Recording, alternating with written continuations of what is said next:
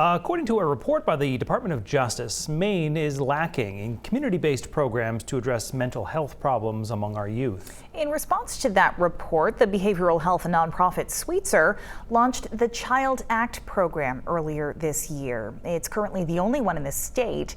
They're working to fill gaps in care for people ages 5 to 20. News Center Maine's Leanne Stapleton explains how the program works. Child Act Services has been a missing component of our continuum of care for, well, a little over 10 years. Wendy Anders is a part of the Child Act program at Sweetser. It was a service that the state of Maine did have that thrived, but then due to some budget cuts had to end. ACT stands for Assertive Community Treatment. It consists of an interdisciplinary team that includes a clinician, case manager, family support specialist, and nurse practitioner, and they take the treatment to the client in their own home or another comfortable setting. Taylor Paquin is the clinical team lead. She likes this model of care because it's not just the child putting in work. When they discharge, they're going back into an environment where maybe things haven't really changed.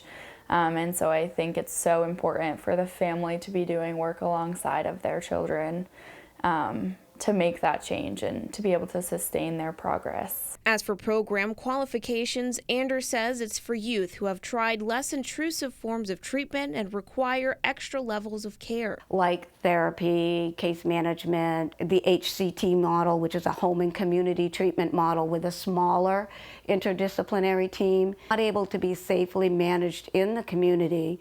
They tend to be in and out of hospitals or in and out of emergency rooms, and a lot of crisis calls that they're just not able to be safely managed at home, and they're not really residential level care. Anders says the ACT team must meet with families at a minimum of 3 times a week. It must include at least one clinical contact during that week, and then over the course of the month, at least one nurse practitioner contact. But regardless of the time of day, Paquin and the team are on call 24/7. We always have someone available for families to call for in-the-moment crisis support.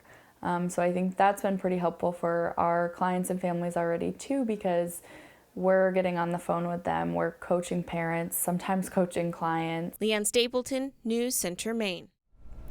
13 people have enrolled since the Child Act program started accepting clients in March. There is currently a wait list, but Anders says as the team is growing and will eventually be able to see as many as 50 clients. Right now, services are offered for families within a 25-mile radius of Saco, but Sweetser hopes to open more programs across the state.